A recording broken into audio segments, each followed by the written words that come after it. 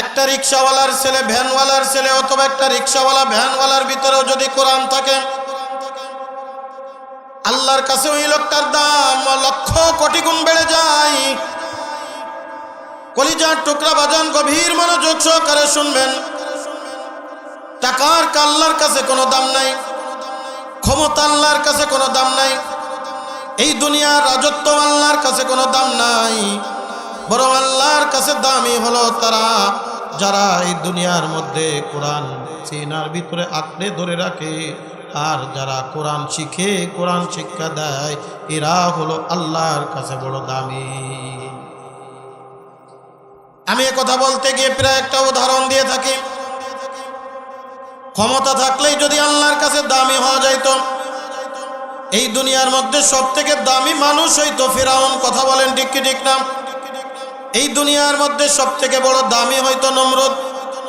এই দুনিয়ার মধ্যে সব থেকে বড় দামি হইতো যারা সারা দুনিয়া রাজত্ব করেছে, তাদের মধ্যে একজন হলো বখতে নাসার।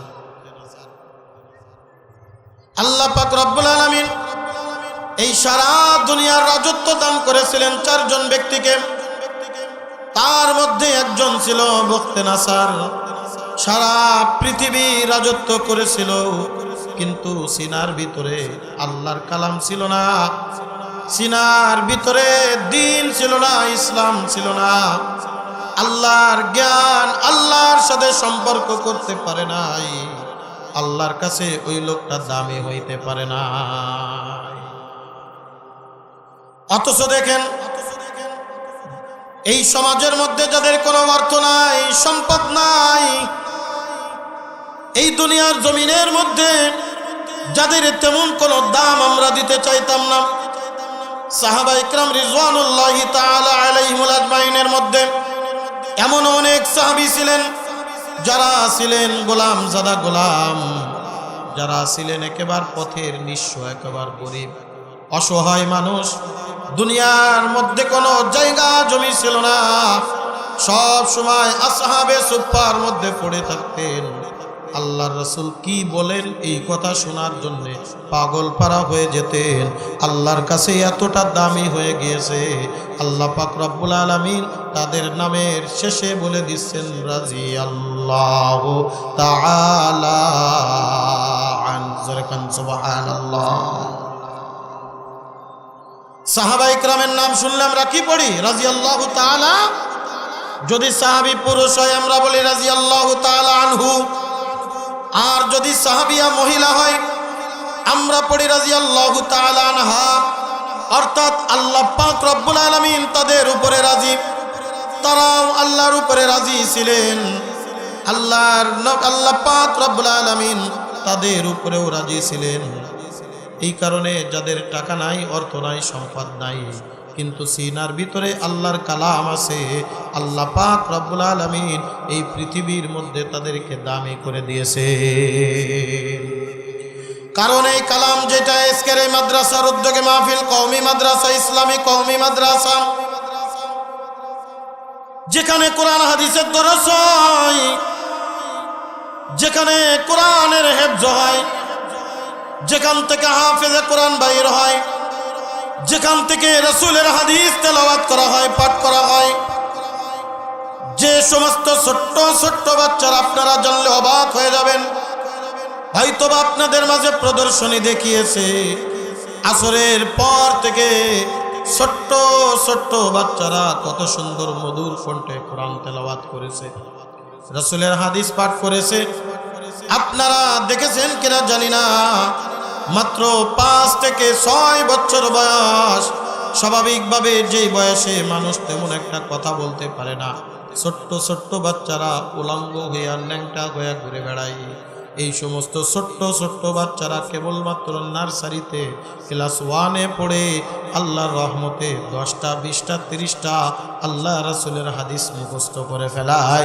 জোরে জোরে কোন কথা ঠিক কি ঠিক না? আমি গত কয়েকদিন আগে একটা মাহফিলে গিয়েছিলাম আপনার খুলনা জেলার ভিতরে। আমার বয়ানের আগে মাত্র 6 বছরের একটা শিশু বাচ্চাকে ওঠানো হলো, মাত্র 6 বছর বয়স, কেবলমাত্র ক্লাস 1-এ পড়ে। নার্সারি কমপ্লিট করে কেবলমাত্র ক্লাস 1-এ ভর্তি হয়েছে, আল্লাহর 99টা নাম এক নিঃশ্বাসে দাঁড়িয়ে মুখস্থ হাজার হাজার লোকের সামনে মুখস্থ করে শোনায়েছে। জোরে জোরে কোন সুবহানাল্লাহ। এটাই কওমি মাদ্রাসার বৈশিষ্ট্য। আপনারা পত্রপত্রিকায় দেখেছেন, মিডিয়াতে সংবাদ প্রকাশনা হয়েছে দেখেছেন, 7 বছর 8 বছরের সন্তানেরা পুরা কোরআনের হাফেজ হয়ে যায়। কতক্ষণ ঠিক কিনা? মাত্র 3 মাস 4 মাস 5 মাসের ভিতরে আল্লাহর কোরআন হেফজ করে ফেলে। যেই বয়সে আমাদের মতো ছোট্ট ছোট্ট বাচ্চারা ঠিক মতো কথাও বলতে পারে না, আল্লাহর কালাম হেফজ করতেছে, আল্লাহর কালাম সিনার ভিতরে ধারণ করতেছে। এই কোরআনকে আল্লাহ তাআলা কত দামি করে আমাদের মাঝে পাঠিয়েছেন।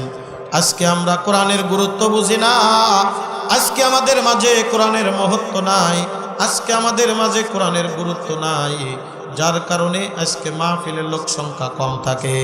আজকে দেখবেন মাদ্রাসায়ও লোক সংখ্যা কম থাকে, স্কুল কলেজ ভার্সিটিতে হাজার হাজার, মাদ্রাসায় কিন্তু দেয় কোনটা দেয় জানেননি? আমি প্রায় একটা কথা বলি, যেইগুলার ব্রেন ভালো একটা নাই ওইগুলার আনে হুজুর, ভালো একটা তো পড়তে পারতেছে না, নেন আপনার মাদ্রাসা একটু পড়ে দেখেন ব্রেনটা ভালো হয় কিনা। কতক্ষণ ঠিক কিনা? অথবা একেবারে গরিব, হুজুর স্কুল কলেজে এত টাকা দিয়ে পড়ানোর সামর্থ্য আমার নাই, দেখেন কোন রকম কিছু দিবানে, দেখেন একটু মানুষ করে দেওয়া যায় কিনা। ভালো ছাত্র মাদ্রাসায় খুব কমই দেয়। আল্লাহর রহমতে এই ছাত্রগুলোই যুগ শ্রেষ্ঠ আলেম হয়ে সারা বিশ্বের মধ্যে তারা মুখ উজ্জ্বল করে আসে। কথা বলে ঠিক ঠিক না? এই কারণে আমি গতকাল কিশোরগঞ্জে প্রোগ্রাম ছিল বলেছি, গত পরশুদিন বাংলাদেশ আর ভারতের মধ্যে একটা ফুটবল খেলা হয়েছে। কথা ঠিক না? এই ফুটবল খেলে কোন রকম টাইনে টুনিয়ে বাংলাদেশ একটা গোল দিয়া জিতা গেছে। সাথে সাথে 1 মিনিটও দেরি করে নাই, ক্রীড়া উপদেষ্টা ঘোষণা করে দিয়েছে, যারা ইন্ডিয়ার সাথে জিতেছে এই দলের জন্য 2 কোটি টাকা উপঢৌকন বরাদ্দ করলাম, তাদেরকে হাদিয়া বলেন আর গিফট বলেন পুরস্কার বলেন, খুশি হয়ে এটা দিয়ে দিলাম। কথা বলেন ঠিক ঠিক না? ঘোষণা আসছে কি আসে নাই? ঘোষণা দিয়েছে। আমি স্পষ্ট করে বলি, আজ পর্যন্ত বাংলার ক্রীড়াঙ্গনের মধ্যে ফুটবল বলেন ক্রিকেট বলেন, তারা যে দেশেই বিশ্বকাপ বলেন এশিয়া কাপ বলেন, যেই দেশেই যেই খেলাধুলাগুলো করে, আজ পর্যন্ত একটা কাপ তো দূরের কথা, একটা চায়ের কাপও আমাদেরকে উপহার দিতে পারে নাই।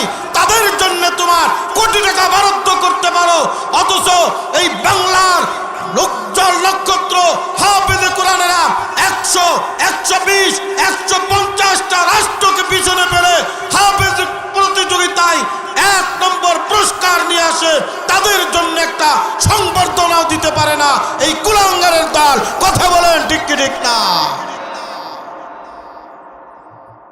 শুধু কি এই লাল সবুজের পতাকা, শুধু কি ক্রীড়াঙ্গনের তারাই কি মুখ উজ্জ্বল করে? আপনারা দেখেছেন সৌদি আরবে প্রত্যেক বছরে আন্তর্জাতিক হিফজুল কোরআন প্রতিযোগিতা হয়, দুবাইতে প্রত্যেক বছরে আন্তর্জাতিক হিফজুল কোরআন প্রতিযোগিতা হয়। এই রকম বিভিন্ন ইসলামী বড় বড় কান্ট্রিগুলিতে আন্তর্জাতিক পর্যায়ে একটা হিফজুল কোরআনের প্রতিযোগিতা হয়।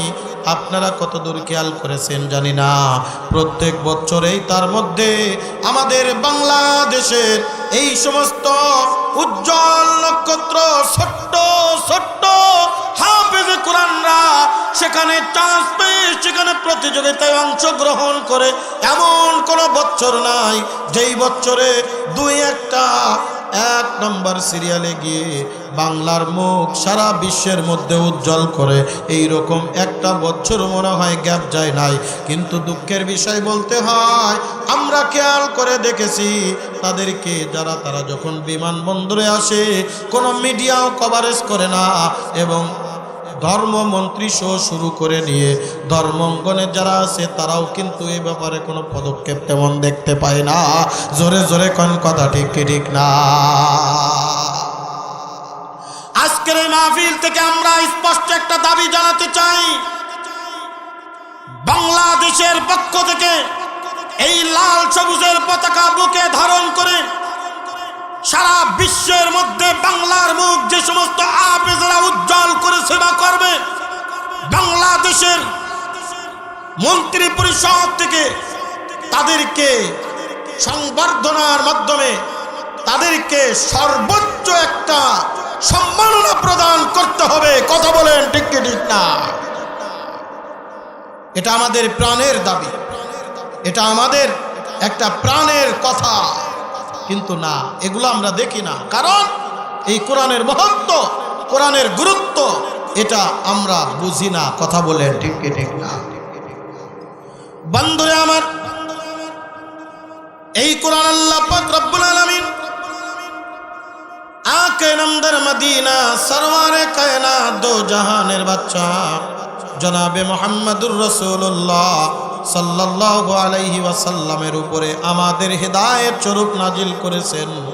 আল্লাহ পাক রব্বুল আলামিন ডাক দিয়ে বলেন, আমার খুতবার ভিতরে তেলাওয়াতকৃত আয়াতের মধ্যে আল্লাহ পাক রব্বুল আলামিন বলেন, আলিফ লাম মিম যালিকাল কিতাবু লা রাইবা ফীহি হুদাল লিল মুত্তাকিন।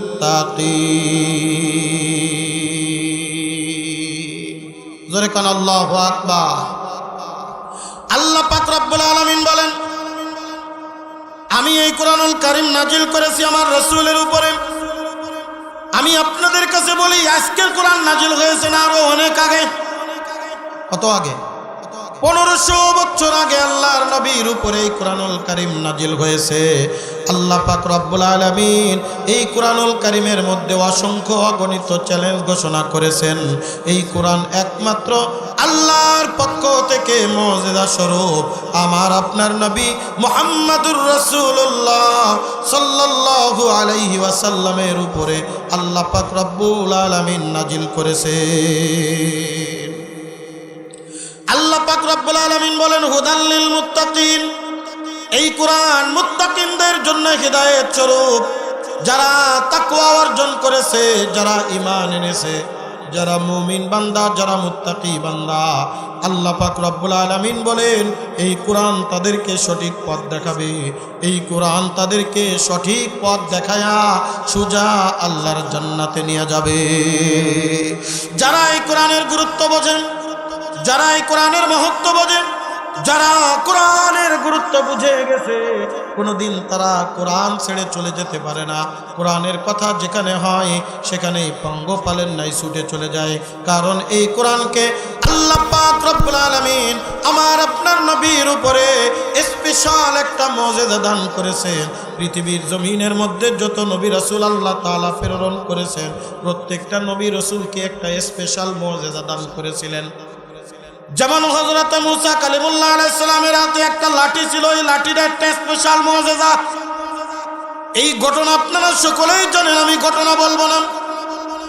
হযরত শুআয়ব আলাইহিস সালাতু ওয়াস সালাম আল্লাহর নবী মুসা আলাইহিস সালামের শ্বশুর শুআয়ব আলাইহিস সালাতু ওয়াস সালামের কাছে যাওয়ার পরে আল্লাহর নবী মুসা আলাইহিস সালামকে 10 বছর ছাগল চরানোর একটা দায়িত্ব দিলেন।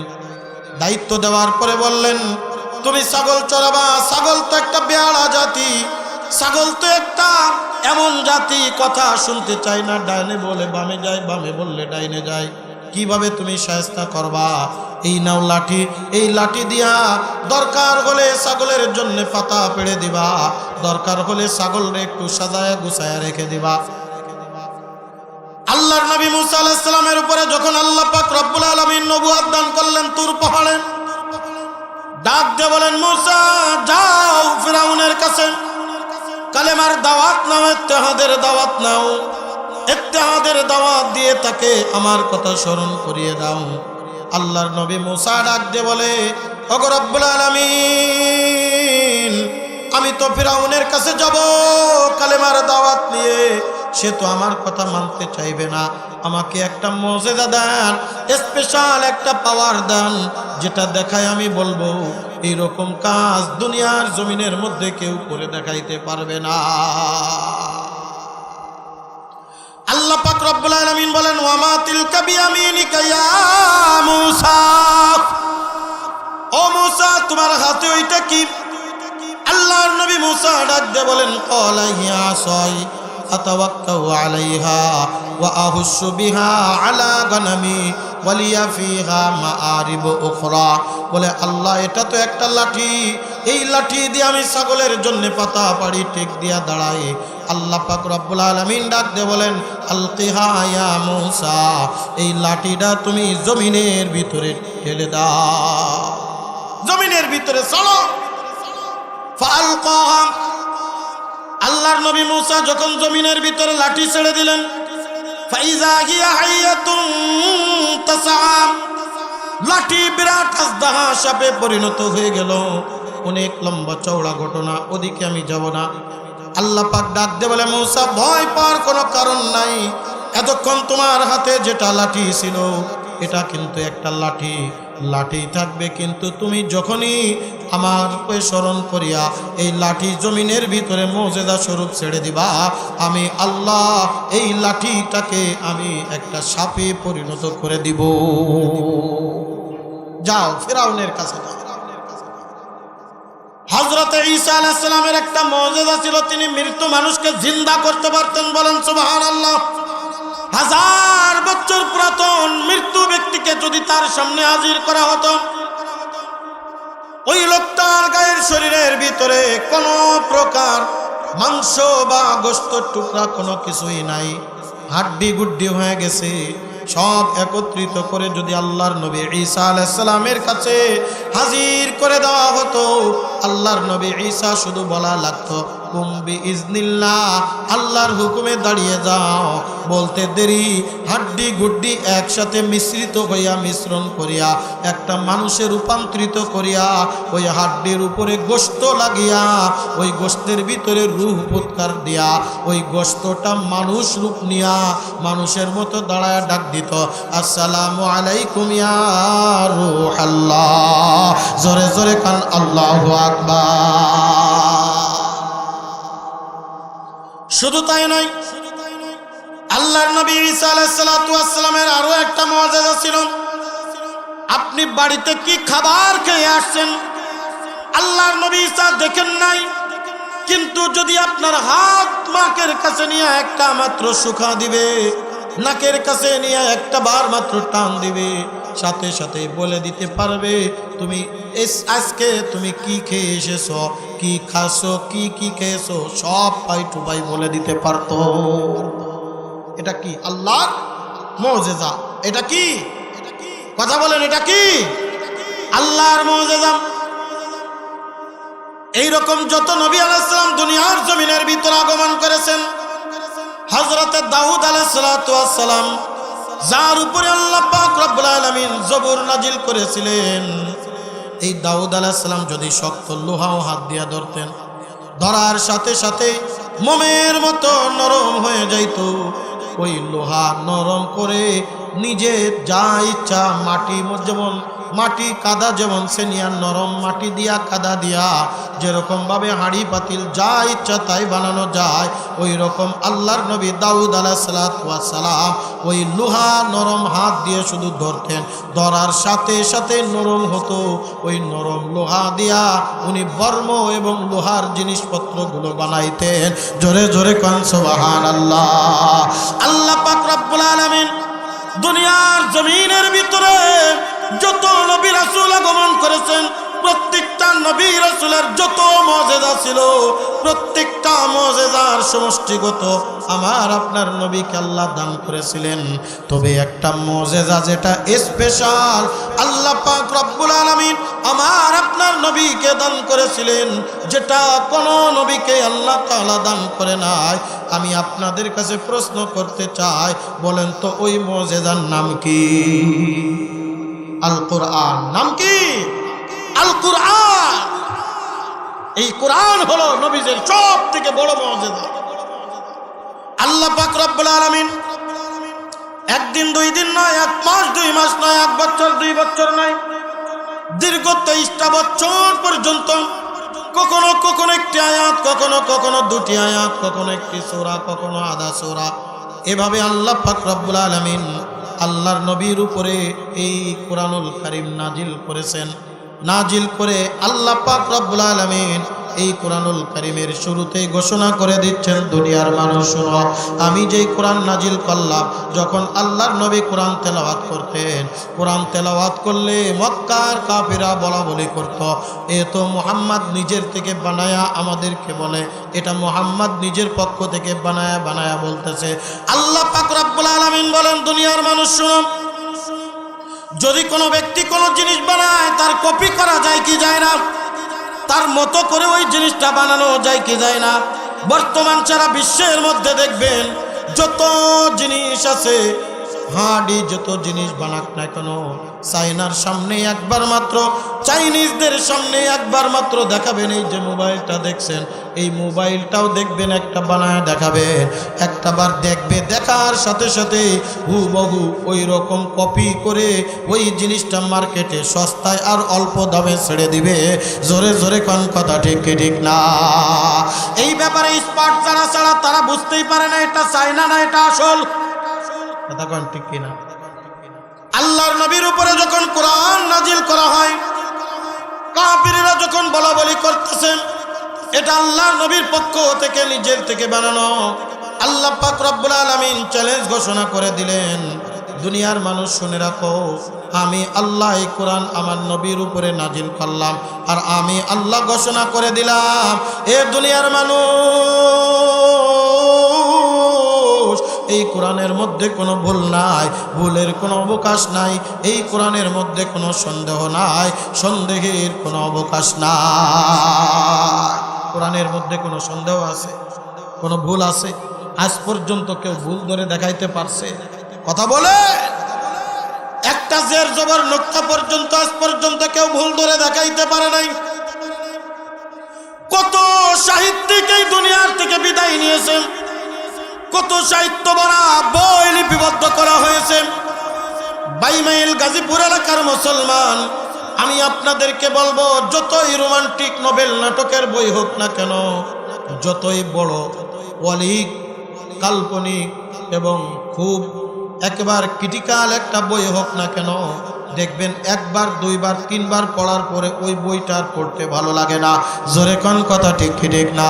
যারা বই পোকা মানুষ, যারা বই পড়ে বেশি, দেখবেন তাকের ভিতরে, আলমারির ভিতরে বইগুলো সাজানো আছে। বলবেন এই বইগুলো কেন সাজায় রাখছো? বলে এগুলো কতবার পড়েছি, পড়া হয়ে গেছে, আর পড়তে ভালো লাগে না। কথা কন, আর পড়তে ভালো লাগে না। এ গাজীপুরের মুসলমান, দেখবেন কিছু কিছু মানুষ আছে যারা তেলাওয়াত শুনতেই ভালো লাগে, বলে হুজুর আজকে একটু কম হয়ে গেল না? জোরে কোন আল্লাহু আকবার। আমি দেখেছি অনেক বৃদ্ধ বাবা আছে, ঠিক মতো দাঁড়িয়ে থাকতে পারে না, ঠিক মতো 2 মিনিট এমনি এক জায়গায় দাঁড়াইতে পারে না, বসে পড়ে। অথচ নামাজের মধ্যে দেখবেন 5 মিনিট 10 মিনিট পর্যন্ত দাঁড়িয়ে থাকে। যদি জিজ্ঞাসা করেন, ভাইজান বাপজান আপনি এতক্ষণ পর্যন্ত কেমনে দাঁড়িয়ে আছেন? বলে কোরআন তেলাওয়াত যখন শুরু হয়ে যায় তখন কেমন জানি যত দাঁড়ায় তত মজা, যত দাঁড়ায় তত মজা, যত দাঁড়ায় তত মজাই মজা দিয়েছেন কে? আল্লাহর নবীও মজা পায় করে পড়তেন। জোরে কান সুবহানাল্লাহ। কত মজা জানেননি?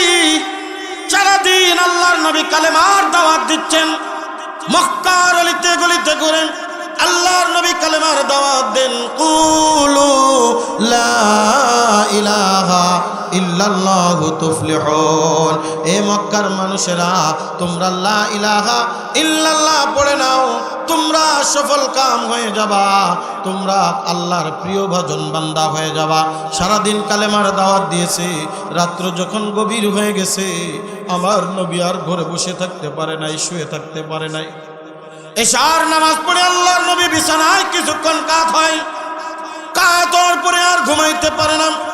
আল্লাহর নবী বিছানার থেকে পিঠ উঠায়া সুন্দর করে ওযু করে রাত্রে নফল নামাজে দাঁড়িয়ে যান। আল্লাহর নবী সারাদিন দাওয়াতের কাজে হাঁটাহাঁটি করে আর রাত্রে দাঁড়িয়ে আল্লাহর ইবাদত করতেছে। করতে করতে আল্লাহর নবীর পা মুবারক ফেটে গেছে। দেখেন না, যেই মানুষগুলো হাঁটাহাঁটি করে বেশি পায়ের গুড় মোড়ালির দিকে দেখবেন একটু পা ফেটে যায়। কথা কোন ঠিক কি ঠিক না? পায়ের ভিতরে পানি জমে যায়, রস জমে যায়, এরপরে ঠিক মতো হাঁটতে পারে না, চলতে পারে না। আল্লাহর নবীও হাঁটতে পারতেন না, সেরকম কুড়িয়ে কুড়িয়ে হাঁটতেন। আল্লাহর নবী তারপরেও রাত্রে সারা রাত দাঁড়িয়ে হযরত আয়েশা সিদ্দিকা রাদিয়াল্লাহু তাআলা না বলেন, আল্লাহর নবী রাতের আমল তোমরা জানতে চাও? আমি দেখেছি আল্লাহর নবী এক দাঁড়ায় সূরাতুল বাকারা তিনি তেলাওয়াত করেছেন, সূরাতুল আলে ইমরান তিনি তেলাওয়াত করেছেন, সূরাতুন নিসা তিনি তেলাওয়াত করেছেন। জোরে কোন সুবহানাল্লাহ। সূরাতুল বাকারা আড়াই পারা, কয় পারা? আড়াই পারা, প্রায় 50 পৃষ্ঠা যাবত সূরাতুল বাকারা আমাদের ইমাম সাহেবেরা ফজরের নামাজে মাত্র 1 পৃষ্ঠা মাত্র তেলাওয়াত করেন। এরপরেও দেখবেন একটু কায়কুত হয়ে যায়, এরপরেও দেখবেন একটু কেমন জানি বাঁকা বাঁকা ভাব। যে ইমাম একটু বেশি তেলাওয়াত করে দেখবেন পরবর্তীতে বলা বলি শুরু হয়, এই হুজুরটা অনেক বড় তেলাওয়াত করে, পাশের মসজিদে যাব, ওই হুজুরটা তাড়াতাড়ি পড়ে। কথা কোন ঠিক কি ঠিক না? রমজান মাসে দেখবেন যখন তারাবি হয়, যেই হাফেজ সাহেবরা অতি তাড়াতাড়ি তারাবি পড়ায়, ওই মসজিদের লোকের ভিড়। আর যেই মসজিদে তার তিলের সাথে জানাজাতে কি বলে রমজানের ওই তারাবির নামাজ আদায় করে, ওই মসজিদে আস্তে আস্তে মুসল্লি কমে যায়। ডাক দিয়ে কয়, হুজুর আপনার মসজিদে 10 মিনিট সময় বেশি লাগে। জোরে কোন কথা ঠিক কি না? বুঝুক আর না বুঝুক তাড়াতাড়ি হইতে হবে। আর সূরা তারাবি হলি তো আর কথাই নাই। আমি একবার গ্রামের মধ্যে রমজান মাসে ছিলাম, এক মসজিদে তারাবির নামাজ আদায় করেছি, সূরা তারাবি 20 রাকাত নামাজ 18 মিনিটই শেষ করেছে। 20 রাকাত নামাজ, কথা কয় না, বুঝেন না আমার কথা? 20 রাকাত নামাজ কয় মিনিটে? 18 মিনিটে শেষ করেছে। অর্থাৎ 1 রাকাতে 1 মিনিটও লাগায় নাই। তাহলে বুঝেন এর স্পিড কি ছিল, 100 থেকে গতিও বেশি। কথা কন ঠিক ঠিক না? ওই পরে দেখি বসে বসে গল্প করে আর কয়, আমাকে হুজুর আজকে 18 মিনিটে 20 রাকাত শেষ করছে। কি গর্ব করতেছে। পাশের মসজিদের মুসল্লিরা কয়, আমাকে হুজুর তো 30 মিনিটের আগে পারেই না। কোরআন তেলাওয়াত ভালো লাগে না, কোরআন তেলাওয়াতের ভিতরে মজা নাই, যার কারণে তাড়াতাড়ি করার চেষ্টা করে। কথা বলেন ঠিক কিনা? আল্লাহর নবী তেলাওয়াত করতে করতে পা মুবারক ফেটে গেছে, পা মুবারক ফুলে গেছে। আল্লাহ পাক রব্বুল আলামিনের সহ্য হয় নাই, কষ্ট লেগে গেছে। আল্লাহ পাক রব্বুল আলামিন সাথে সাথে কোরআনুল কারীমের আয়াত নাজিল করে দিলেন, তাহা মা আনজালনা আলাইকাল কুরআনা লিতাশকা। জোরে কান আল্লাহু আকবার। আল্লাহ পাক রব্বুল আলামিন সাথে সাথে কোরআনুল কারীমের আয়াত নাজিল করে দিলেন, নবী গো, আল্লাহর নবীকে উদ্দেশ্য করে বলছেন, ও প্রাণের নবী, ও আমার প্রাণ প্রিয় হাবিব, আমি তো এই কোরআন তোমাকে কষ্ট দেওয়ার জন্য নাজিল করি নাই। আমি দেখতেছি তুমি সারাদিন কালেমার দাওয়াত দিচ্ছ, আবার গভীর রজনীতে মানুষ যখন ঘুমিয়ে আসে তুমি আর ঘুমাও না, তুমি জাগ্রত হইয়া তুমি তেলাওয়াত করতে করতে তোমার পা মুবারক ফুলিয়ে ফেলছ, তোমার পায়ে থেকে রক্ত পড়তেছে, পা ফেটে গেছে, পায়ের ভিতরে পানি জমে গেছে। আল্লাহর নবীর কাছে প্রশ্ন করা হলো, ইয়া রাসূলুল্লাহ, ইয়া হাবিবাল্লাহ, আপনি এত কেন তেলাওয়াত করেন, এত কোন ইবাদত করেন আল্লাহ, অথচ আল্লাহ পাক রব্বুল আলামিন আপনার আগে পরের সব গুনাহ মাফ করে দিয়েছেন। আল্লাহর নবী ডাক দিয়ে বলেন, এ সাহাবীরা রে, আল্লাহ পাক আমার আগে পরের সব গুনাহ মাফ করে দিয়েছে, এ কথা ঠিক, কিন্তু আল্লাহ পাক রব্বুল আলামিন মুজিজাপূর্ণ যেই কোরআন আমার উপরে নাজিল করেছে, আমি তার জন্য বড় ধন্য, আমি তার জন্য বড় গর্বিত। আমি কি সেই মহান রবের শুকরিয়া আদায় করব না? জোরে জোরে কান সুবহানাল্লাহ।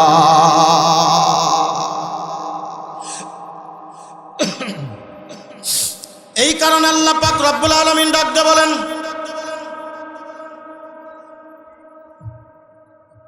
দুনিয়ার মানুষ ভালো করে শুনে রাখো, তোমরা যদি আমি আল্লাহর দরবারে খাঁটি ইমানদার হইতে চাও, আমি আল্লাহর দরবারে যদি পরিপূর্ণ ইমানদার হইতে চাও, সূরাতুল আনফালের মধ্যে আল্লাহ পাক রব্বুল আলামিন বলেন, ইন্নামাল মুমিনুনাল্লাযীনা ইযা যুকিরাল্লাহু ওয়াজিলাত কুলুবুহুম ওয়া ইযা তুলিয়াত আলাইহিম আয়াতুহু যাদাতুহুম ঈমানা। আল্লাহু আকবার। আল্লাহ পাক রব্বুল আলামিন বলেন, তোমরা যদি খাঁটি ইমানদার হইতে চাও, পরিপূর্ণ ইমানদার হইতে চাও, এ দুনিয়ার মানুষ শুনে রাখো, তোমাদের মধ্যে কিছু গুণ অর্জন করা লাগবে, তোমাদেরকে আমার কিছু গুণ অর্জন করা লাগবে, কিছু তোমাদের কাজ করে যাওয়া লাগবে দুনিয়ার জমিনের মধ্যে। আল্লাহ পাক রব্বুল আলামিন বলেন, তার মধ্যে দ্বিতীয় নম্বর যে গুণটা হবে, ওয়াইজা তুলিয়াত আলাইহিম আয়াতুহু যাদাতুহুম ঈমানা, যখন তোমাদের সামনে কোরআন তেলাওয়াত করা হবে, অথবা যখন তোমরা কোরআন তেলাওয়াত করবে, কোরআনের কথা যখন তোমাদের বলা হবে, কোরআনের মাহফিল যখন তোমাদের সামনে চলতে থাকবে, তোমাদের ঈমানের ভিতরে আলাদা একটা নূর পয়দা হয়ে যাবে, তোমাদের ঈমানের ভিতরে আলাদা একটা স্বাদ আর জজবা তৈরি হয়ে যাবে। এই কোরআন তোমার কাছে ভালো লাগা শুরু কইরা দিবে। এ কলিজার টুকরা যুবক, গান বাজনা তোমার কাছে ভালো লাগবে না, দুনিয়ার নাচাগানা তোমার কাছে ভালো লাগবে না, দুনিয়ার আরাম পয়সা কাজকর্ম তোমার কাছে ভালো লাগবে না, তোমার কাছে শুধু ভালো লাগবে কোরআন তেলাওয়াত। যদি তোমার কাছে ভালো লাগে, মনে করবা তুমি আল্লাহর ইমানদার, নতুবা মনে রাখবা তুমি আল্লাহর দরবারে ইমানদার হইতে পারো না। ওয়া ইযা তুলিয়াত আলাইহিম আয়াতুহু যাদাতুহুম ঈমানা। আল্লাহ পাক রব্বুল আলামিন বলেন, ঈমানের ভিতর আলাদা একটা নূর হয়ে যাবে, ঈমান পয়দা হয়ে যাবে। এই কোরআন তেলাওয়াত শ্রবণ করলে, কোরআনের কথা শুনলে তোমার ঈমানের ভিতরে আলাদা একটা তারাক্কি চলে আসবে। এ বন্ধু, আজকে তো আমাদের কোরআনের কথা ভালো লাগে না, কোরআন তেলাওয়াত ভালো লাগে না, কোরআনের মাদ্রাসা ভালো লাগে না। আজকে যদি এখানে মাহফিলের আয়োজন না হইয়া এখানে যদি গান বাজনার আয়োজন হতো, আমি আপনাদের কাছে বলি, অনেকেই বলে হুজুর আশেপাশে তেমন কোনো বাড়ি ঘর নাই, অনেক দূর দূরান্ত থেকে এই মাহফিলে আসা লাগে, খুবই কম সংখ্যক বাড়ি আছে এই মহল্লা সংলগ্ন, এই কারণে লোক সংখ্যা মাহফিলে একটু কম হয়। আমি আপনাদেরকে বলি, এই ময়দানের মধ্যে যদি আজকে গানের আয়োজন করা হতো, তাহলে এই ময়দানে কি এই কয়জন লোক থাকতো না হাজার হাজার লোক হতো? হাজার হাজার হতো না? এই মাঠে জায়গা দেওয়া যেত না, রাস্তা পর্যন্ত ব্লক হয়ে যেত। কথা বলেন ঠিক কি ঠিক না? ওই 22 মাইল ওপার থেকে এপারে চলে আসতো। কি ওই গান আছে, চল কোরআনের মাহফিল যদি একটু রাত হয়ে যায়, বলে হুজুর একটু সংক্ষেপ করেন, কথা কোন ঠিক কি? আর গান বাজনা যদি তাড়াতাড়ি শেষ হয়ে যায়, চেয়ার ভাঙ্গা ভাঙ্গি এত তাড়াতাড়ি শেষ। গত সপ্তাহে আমার একটা প্রোগ্রাম আপনার হবিগঞ্জ বানিয়াচং থানা, আমাকে 11টার সময় উঠিয়েছে। কয়েকজন বলতেছে হুজুর একটু ছাড়িয়ে ছুড়ে করেন, কারণ রাত অনেক হয়ে গেছে। মাহফিল শেষ করছি 12:30টায়, শেষ কইরা যখন গাড়ি নিয়ে রওনা দিছি, তখন কিছু দূর আসার পরে দেখি একটা ড্যান্স আর গান বাজনার আয়োজন। তখন মাহফিল শেষ করে খাওয়া দাওয়া করে আস্তে আস্তে আমার প্রায় 1:30 বেজে গেছে। এরপরেও দেখি ওই রাস্তায়, মানে এখান থেকে ওই রাস্তা পর্যন্ত এতটুক জায়গা হবে, ওই জায়গাটুক পার হইতে আমার আধা ঘন্টার উপরে সময় লাগছে। আছে না নাই? এরকম পরিবেশ আমাদের সমাজে আছে না নাই? বন্ধুরে আমার, অথচ এই কোরআন তেলাওয়াত যখন কাফিররা শুনেছে, কাফিররা কোরআন তেলাওয়াত শোনার জন্য আল্লাহর নবীর ঘরে দরজায় হাজির হয়ে যাইতো। এ কলিজার টুকরা বাজান, ইতিহাস পড়বেন, সিরাত সিরাত ইবনে হিশাম পড়ে দেখেন, সিরাত ইবনে হিশামের ভিতরে আসছে আল্লাহর নবী সারা রাত আর সারা দিন কালেমার দাওয়াত দেয়। রাত্র যখন গভীর হয়ে যায় আল্লাহর নবী দাঁড়িয়ে নামাজের ভিতরে সূরাতুল বাকারা তেলাওয়াত করেন, একটু জোরে জোরে আওয়াজে তেলাওয়াত করে নামাজ আদায় করতেন। আর রাত্রের আওয়াজ একটু দূরে যায় বেশি, জোরে কোন কথা ঠিক কি ঠিক না? যেহেতু কোলাহল মুক্ত এলাকা, রাত্রের আওয়াজ একটু দূর হয়, দূরে যায় বেশি। হযরতে আল্লাহর নবী সাল্লাল্লাহু আলাইহি ওয়াসাল্লাম কোরআন যখন তেলাওয়াত করতেন, কিতাবের মধ্যে পাওয়া যায় আল্লাহর নবীর ঘরের চারিপাশে কাফেররা ভিড় জমিয়ে ফেলত ও গোপনে গোপনে অন্ধকারে কোরআন তেলাওয়াত শোনার জন্য পাগল হয়ে যাইত। আবু জাহেল পর্যন্ত, যিনি সব থেকে আল্লাহর নবীকে কষ্ট দিয়েছিল বেশি, যে সব থেকে কাট্টা কাফির, যে আল্লাহর নবীর সব থেকে বড় শত্রুতা করেছে, আবু জাহেল পর্যন্ত ঘরের এক কিনারায় যে হাজির। আবু সুফিয়ান তখনও মুসলমান হয় নাই, এক কিনারায় হাজির। উতবা সাইবা 2 লিডার এক কিনারায় হাজির। এইভাবে কাফিরেরা আল্লাহর নবীর ঘরের চতুর্দিক থেকে দাঁড়িয়ে যাইতো। যখন সকাল হয়, সকাল হয়ে যাওয়ার সাথে সাথে আল্লাহর নবী তেলাওয়াত যখন সমাপ্ত করে দেয়, এইবার আবু জাহেল চিন্তা করে অন্ধকার থাকতে থাকতেই বাড়ি যায়, না হলে যদি মানুষ দেখে ফেলে তাহলে বলবে সারাদিন যেই কোরআন থেকে আমাদেরকে দূরে রাখার চেষ্টা করা হয়েছে, এই কোরআন আবু জাহেল যখন শোনে তাহলে মানুষ দলে দলে মুসলমান হয়ে যাবে। আবু জাহেল দে দৌড় বাড়ি যাওয়ার জন্য, উতবা সাইবাও দে দৌড়, আবু সুফিয়ানও দে দৌড়। যাইতে এক চৌরাস্তার মাথায় সব একজন আর একজনের মাথার সাথে টকর। আবু জাহেল চিৎকার মেরে ওঠে, কে? উতবা চিৎকার মেরে ওঠে, তুমি কে? এ ডাক দে বলে আমি আবু জাহেল, এ ডাক দে বলে আমি উতবাই, বলে সাইবাই, বলে আবু সুফিয়ান, বলে কই গিয়েছিলা? এবার সবাই মনের কথা বলে, আমরা তো নিজেরাই আমাদের কথা বললে, আমরা বললে তো কোনো জাতমান যাবে না, কিছুই হবে না। এ শোনো আবু জাহেল, মুহাম্মদ রে আমরা অপছন্দ করি, কিন্তু এত মধুর কণ্ঠে কোরআন তেলাওয়াত করে ওই আওয়াজ যখন আমাদের ঘরের ভিতরে পৌঁছায়, কখন জানি আওয়াজ শুনে ঘুম থেকে জাগ্রত হইয়া একটা দৌড় দিয়া মুহাম্মাদের ঘরের কিনারায় চলে আসি। এটা আমরা কোনোদিন উপলব্ধি করি নাই, কেমন জানি চলে আসছি, বুঝে আসে নাই। জোরে কান সুবহানাল্লাহ। আবু জাহেল বলে আমারও তো একই অবস্থা, উতবাও বলে আমারও একই অবস্থা। এইবার সবাই নিজেরা নিজেদের হাতের উপরে হাত লাগে বলে কসম কর কালকে তো আর আসবি না, কালকে তো আর আসবি না। পরের দিন আবু জাহেল চিন্তা করে, এত মধুর কণ্ঠে, কোকিল কণ্ঠে মুহাম্মদ এত মধুর কণ্ঠে কোরআন তেলাওয়াত করে, কসম যেহেতু করেছে কেউ আসবে না, আমি একা যাই। আবু সুফিয়ান আর ঘরে শুয়ে থাকতে পারে না, সেও দৌড়ে চলে গেছে। উতবা সাইবাও ঘরে শুয়ে থাকতে পারে না, চলে গেছে। সকালবেলায় আবার সবার একসাথে দেখাকে বলে চিৎকার করো না, চিৎকার করো না, তোমরাও যেই রোগের রোগী, আমিও তো সেই রোগের রোগী। বলে কি করা যায়, কি করা যায়, একটা পরামর্শ নাও। বলে পরামর্শ হলো এর বিকল্প আমাদের গান বাজনার আয়োজন করা লাগবে। গান বাজনা আসে কোথা থেকে? কোরআনের বিকল্প গান বাজনা আকৃষ্ট করে মক্কার কাফিরদেরকে ঠেকানোর জন্য কাফিররা গান বাজনার আয়োজন করেছে। আজ মুসলমান সেই গানের পাগল, কোরআনের পাগল হতে পারে না। কথা বলেন ঠিক কি ঠিক না? বন্ধুরে আমার গভীর মনোযোগ, সিরাত ইবনে হিশামের মধ্যে আসছে এরকম একটা সময় মক্কার মধ্যে ইসলাম যারা গ্রহণ করে নাও, হজের মৌসুমে তারাও কিন্তু মক্কা বাইতুল্লাহ তাওয়াফ করত। কিন্তু বর্তমান হজের নিয়ম যেটা, এই নিয়মের থেকে একটু আলাদা।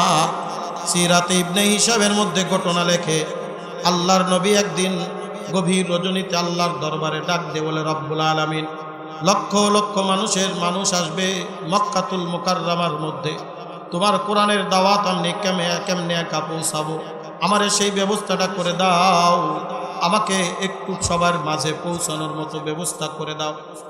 আল্লাহ পাক পাঠিয়ে দিলেন জিবরিল, যা যা যা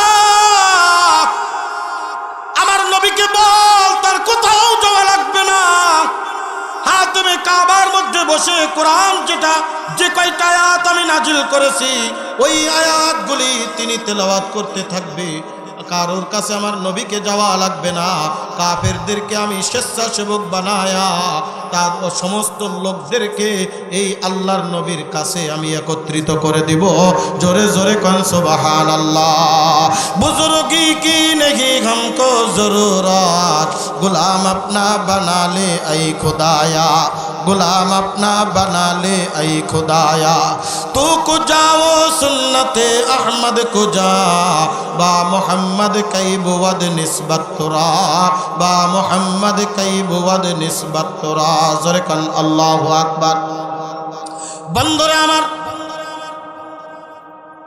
ঠিক আল্লাহর নবী সকাল বেলায় হাতিমে কাবার মধ্যে বসে গেছেন, সুন্দর করে গোসল করেন, খুশবু মেখে চুলগুলো সুন্দর করে আঁচড়িয়ে আল্লাহর নবী হাতিমে কাবার মধ্যে বসে গেছেন, কোরআন তেলাওয়াত করতেছেন জোরে জোরে। কাফেরদের মাথার টনক নড়ে গেল, ইনি যদি এইভাবে তেলাওয়াত করতে পারে, আমাদের মতো কাট্টা কাফির ব্যক্তিরা তার বিরোধিতা করি, আমরা ঘরে বসে থাকতে পারি না। মক্কার থেকেও দূর দূরান্ত থেকে অনেক লোকজন আসবে, তারা তো আকৃষ্ট হয়ে যাবে, কোরআনের কথা অনুযায়ী চলা শুরু করে দিবে। কি করা যায়? দারুণ দোয়ার ভিতরে বৈঠক করে এক একজন এক একটা পরামর্শ দেয়, কারোরটা গ্রহণ করা হয় না। কেউ বলে মোহাম্মদ রে সেখান থেকে বাহির করে দাও, বলে কেমনে বাহির করবা, তাদের বাপদাদার পৈতৃক সম্পত্তি এটা। মোহাম্মদ তো হাশমি গোত্রের মানুষ, আব্দুল মুত্তালিবের ভাতিজা, আবু তালেবের ভাতিজা, আব্দুল মুত্তালিবের নাতি, আব্দুল্লাহর পুত্র, তারা বাহির করে দেওয়ার ক্ষমতা আমাদের নাই। তাহলে কি করব বলো? এইবার সিদ্ধান্ত নেওয়া হলো, একটা কাজ করি, এক একটা গোত্র এক এক জায়গায় তাবু গেড়ে তারা সেখানে থাকে। আমরা দায়িত্ব নিলাম, আবু সুফিয়ান তুমি এই রাস্তা দিয়ে যাবা, যতটা তাবু দেখবা তাবুর লোকদেরকে একত্রিত করবা। এ উতবা তুমি এই রাস্তায় যাও, এ সাইবা তুমি এই রাস্তায় যাও, আমি এই রাস্তায় গেলাম। এই চতুর রাস্তার দিক থেকে আমাদের কাছে যতটা কাফেলা পড়বে, প্রত্যেকটা কাফেলাদেরকে ডেকে ডেকে বলবা, তবে কাবার মধ্যে একটা পাগল আছে, ওই পাগলের কথাও কেউ শুনবা না, ওই পাগলের দ্বারে কাছে কেউ যাবা না, কারণ ওই পাগল হলো জাদু বিদ্যায় পারদর্শী। তার কথা যদি শোনো তাহলে তার জাদুই আকৃষ্ট হয়ে যাবা, তোমাদের বাপ দাদার বইতে ধর্মকে চুনকালি মাখায়া দিবা। যেই কথা সেই কাজ। কাফের লিডারেরা এক এক রাস্তা দিয়ে চলে গেল, বলা বলি শুরু করে দিল, কাফেলা যেটাই পায় সেখানে বলেন।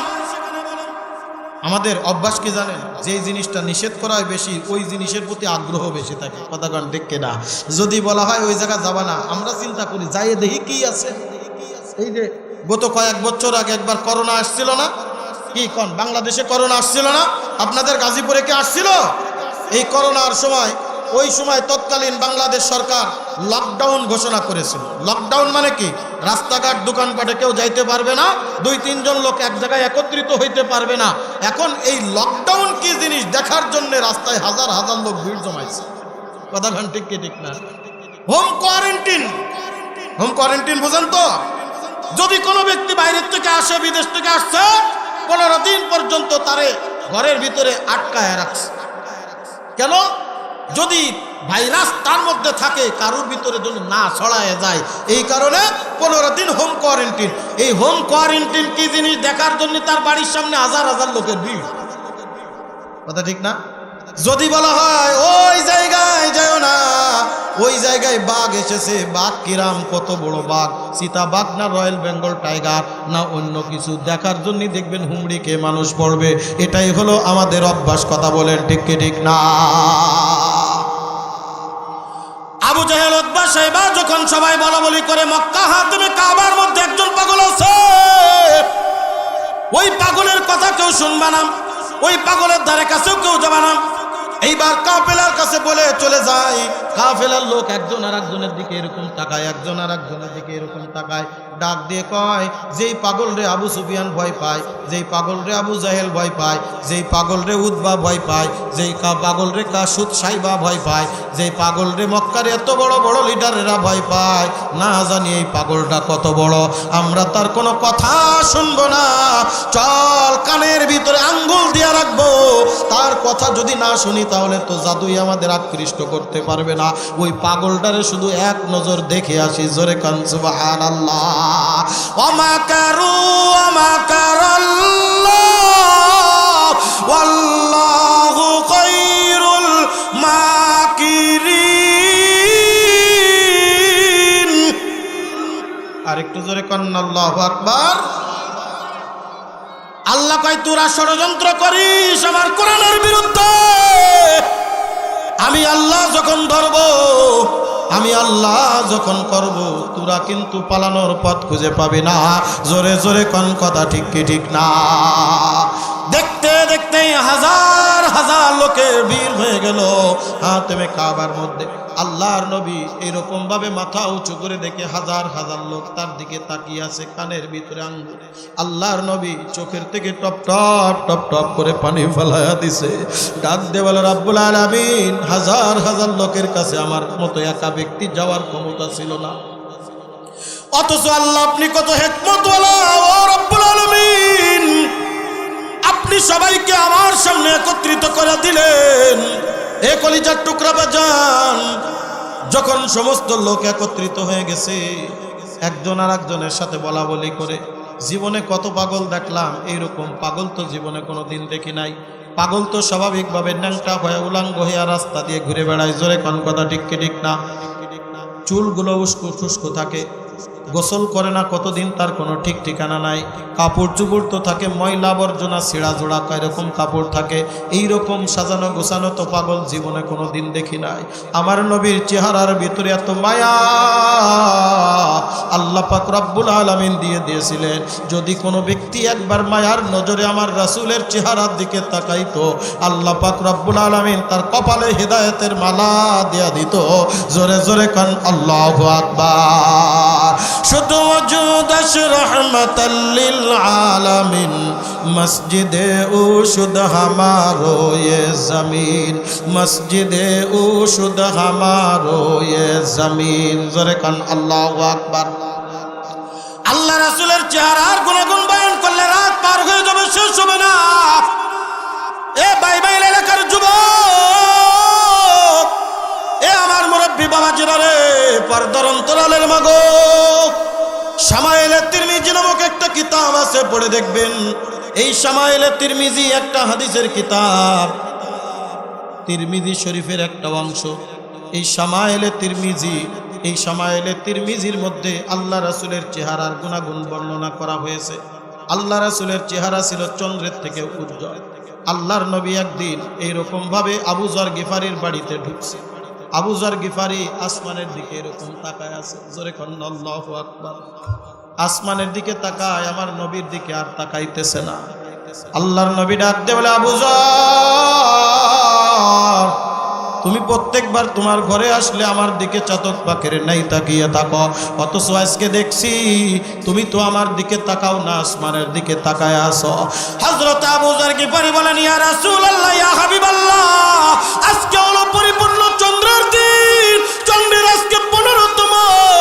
ওগো আল্লাহর নবী, আমি আসমানের চন্দ্রের দিকে তাকাই আর আপনার চেহারার দিকে তাকাই। আল্লাহর নবী ডাক দিয়ে বলে, কেন? ডাক দিয়ে বলে, ইয়া রাসূলুল্লাহ, ইয়া হাবিবাল্লাহ, আমি একটু কম্প্রোমাইজ করতেছি, আমি একটু কনফিউশন করতেছি। বলে, কি কম্প্রোমাইজ, কি কনফিউশন করো বলো? বলে, আমি দেখতেছি আকাশের চন্দ্র বেশি উজ্জ্বল নাকি আমার নবীর চেহারা বেশি উজ্জ্বল। জোরে জোরে কান আল্লাহু আকবার। আল্লাহর নবী ডাক দিয়ে বলেন, আবু যর কি বলল? হযরত আবু যর ডাক দিয়ে বলে, ইয়া রাসূলুল্লাহ, ইয়া হাবিবাল্লাহ, আল্লাহর কসম করে বলি, ওই আল্লাহর কসম যে আল্লাহর হাতে আমার জান, ওই আল্লাহর কসম করে বলি, আকাশের চন্দ্রের মধ্যে খুঁত থাকতে পারে কিন্তু আপনার চেহারার ভিতরে কোনো খুঁত নাই। জোরে জোরে কোন সুবহানাল্লাহ। দূর দূরান্ত থেকে আগত সমস্ত লোকজন তাকিয়ে দেখে, এত সুন্দর চেহারাওয়ালা, এত সুন্দর মায়াবী চেহারা, এত সুন্দর উজ্জ্বল চেহারাওয়ালা পাগল জীবনে কোনো কোনোদিন তো আমরা দেখি নাই। এই পাগল আবার কেমনে হয়, এই লোকটা আবার কেমনে পাগল হয়? আবু জেহেল কি আমাদের ধোঁকা দিল? উতবা কি আমাদের ধোঁকা দিল? সাইবা কি আমাদের ধোঁকা দিল? নাকি আসলে বাস্তবে অন্য কিছু? আমরা তার কথা নাই মানলাম, একটু কানের থেকে আঙ্গুলটা খুলিয়া নি। জোরে কান আল্লাহু আকবার। কানের থেকে আঙ্গুলটা একটু নামাই। এ কলিজার টুকরা বাজান, যখন ওই সমস্ত লোকেরা কানের থেকে আঙ্গুল নামিয়ে দিয়েছে, আল্লাহর নবীর মধুর কণ্ঠের কুরআনুল কারীম তেলাওয়াতের আওয়াজ যখন তাদের কর্ণপ্রহরে প্রবেশ করে গেছে, প্রত্যেকটা মানুষ পাগলের মতো দেওয়ানা হইয়া, প্রত্যেকটা মানুষ সুরের কণ্ঠে মাধুর্য হইয়া কখন জানি কাঁদতে কাঁদতে চোখের পানি ফেলাইয়া দিছে, এটা উপলব্ধি করতে পারে নাই। সমস্ত লোকজন একসাথে তাকায় ডাক দিয়ে বলে, এই রকম পাগল তো জীবনে কোনোদিন দেখি নাই। তারা যেহেতু আরবি ভাষাভাষী মানুষ, এই কোরআনের মধ্যে কি বলতে চায়, এই কোরআনের মধ্যে কি আলোচনা করতে চায়, তারা তো সুন্দর করে জানে, সুন্দর করে বোঝে, তাদেরকে আর ব্যাখ্যা করা লাগে না, তাদেরকে তো আর বলা লাগে না। এ কলিজার টুকরা বাজান, কিতাবের ভিতরে লেখে ওই জায়গার অধিকাংশ লোক সাথে সাথে কালেমা পড়ে মুসলমান হয়ে যায়। জোরে জোরে কান সুবহানাল্লাহ। তু কো যাও সুন্নতে আহমদ কো যা, বা মোহাম্মদ কই বোয়াদ নিসবত তোরা, বা মোহাম্মদ কই বোয়াদ নিসবত তোরা। জোরে কান আল্লাহু আকবার। কলিজার টুকরা বাজান, যেহেতু আজকে কোরআনের উদ্যোগে মাহফিল, কোরআনের মাদ্রাসার উদ্যোগে মাহফিল, এ কলিজার টুকরা বাজান, এই কোরআনের মহব্বত যদি আমার অন্তরের ভিতরে না ঢুকাইতে পারি, আমি ইমানদার হতে পারবো না।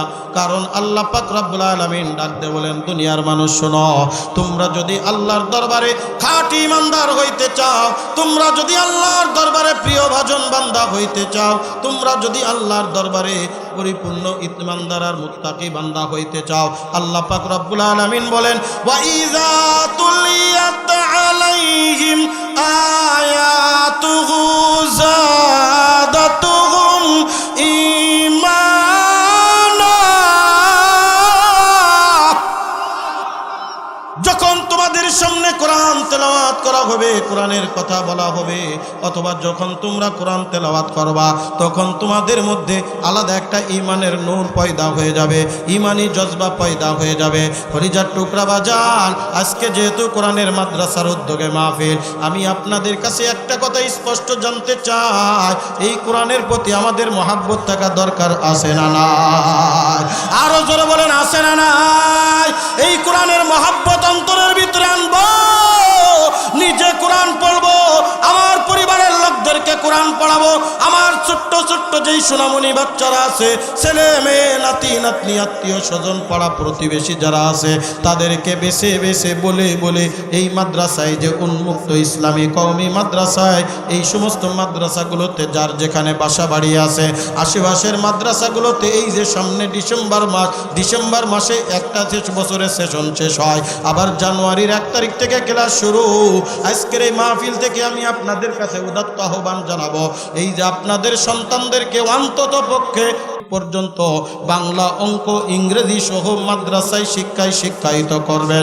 দেখবেন এরপরে স্কুলে দেন, কলেজে দেন, ভার্সিটিতে দেন, দিয়া ডাক্তার বানান, ইঞ্জিনিয়ার বানান, দুনিয়ার দিক থেকে বড় শিক্ষিত বানান, কিন্তু ওই সন্তানের সিনার ভিতরে থাকবে আল্লাহর কালাম, ওই সন্তানের সিনার ভিতরে থাকবে রাসূলের হাদিস। কোনো সময় যদি মসজিদের ইমাম গায়েব থাকে, যদি কোনো কারণে না আসতে পারে, আপনার ইঞ্জিনিয়ার সন্তান, ডাক্তার সন্তান আপনার সামনে গিয়া ইমামতির কাতারে দাঁড়ায়া নামাজ আদায় করতে পারবে। জোরে কোন কথা ঠিক কিনা?